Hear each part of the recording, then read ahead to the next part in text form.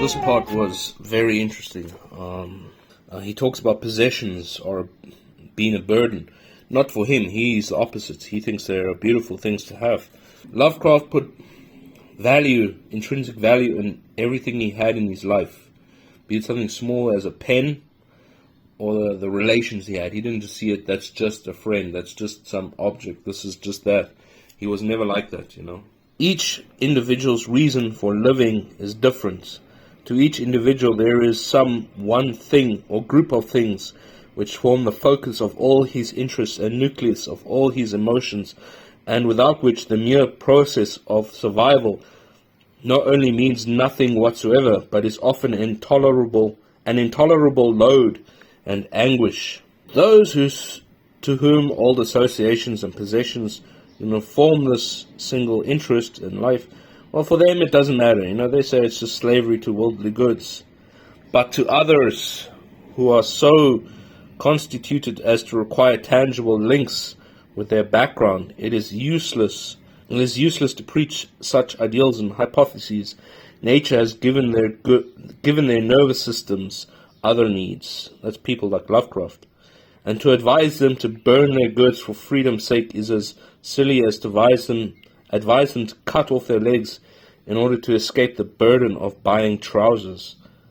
I am unable to take pleasure or interest in anything but a mental recreation of other and better days. So he's living in the past a little bit, but always aware of his present. So in order to avoid the madness which leads to violence and suicide, I must cling to the few shreds of the old days and old ways which are left to me.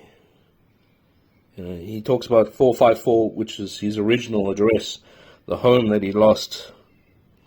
When they go, his items, I shall go, for they are all that make it possible for me to open my eyes in the morning, or to look forward to another day of consciousness without screaming in sheer desperation and pounding the walls and floor in a frenzied clamor to be waked up out of this nightmare of reality. Why are we still here? Just to suffer? Yes, such sensitiveness of temperament are very inconvenient when one has no money. I have a Patreon. No, actually I don't. No, I'm joking, guys. I'm all right. I'm keeping my head above water. But it's easier to criticize than to cure them. He speaks of his possessions, So, for example, like right now, I could give you an example. That chair has been in my family since when my head reached the arm rests.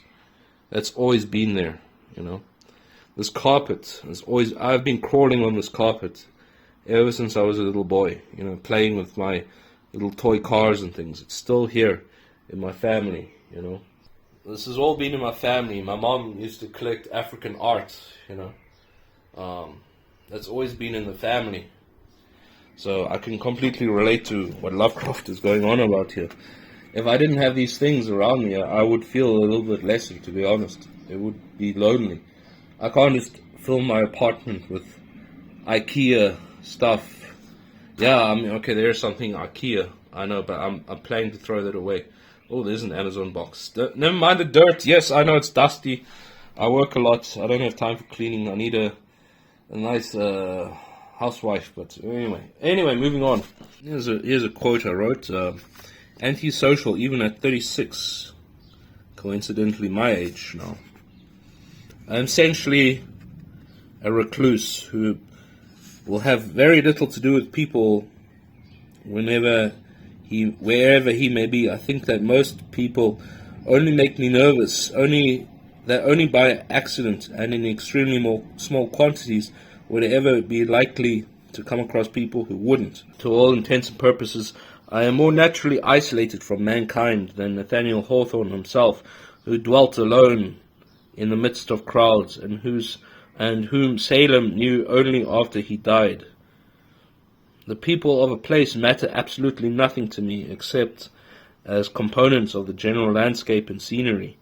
Let me have normal American faces in the streets to give me the aspect of home in a white man's country, and ask no more of featherless bipeds. My life lies not among people, but among scenes. My local affections are not personal, but topographical and architectural. I can't fully agree with that one. I think topography and architecture, humans live amongst it. We make that. Topography not as much, but landscaping. But I think that's important. The people that you are around, if you're around bad people, I can't just see them as bipeds or whatever, featherless bipeds. Sometimes I noticed with him, he writes something in one letter, but in the other letter, he could be saying something that kind of contradicts. He's like that a little bit. I think he was kind of easily led by his emotions to a degree, hot-blooded. Just like in his youth, he said, And I think that he would say that, oh, they're not just featherless bipeds, but then he will go walk down the street in New York City and like, Jesus fucking Christ, did the sewer explode or something?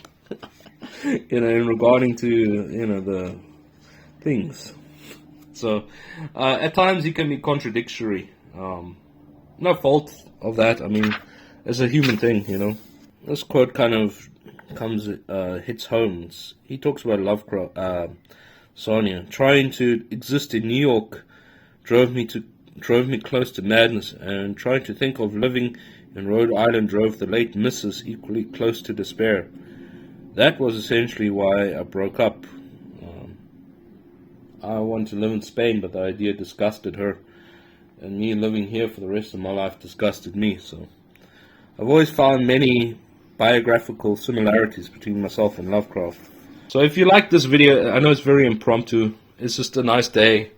I just wanted to make this and not worry about making the perfect video or scripted video. I just wanted to talk with you guys and remind you that I haven't died or been abducted by aliens or anything like that. So if you like this video, let me know. I'm happy to do more like this.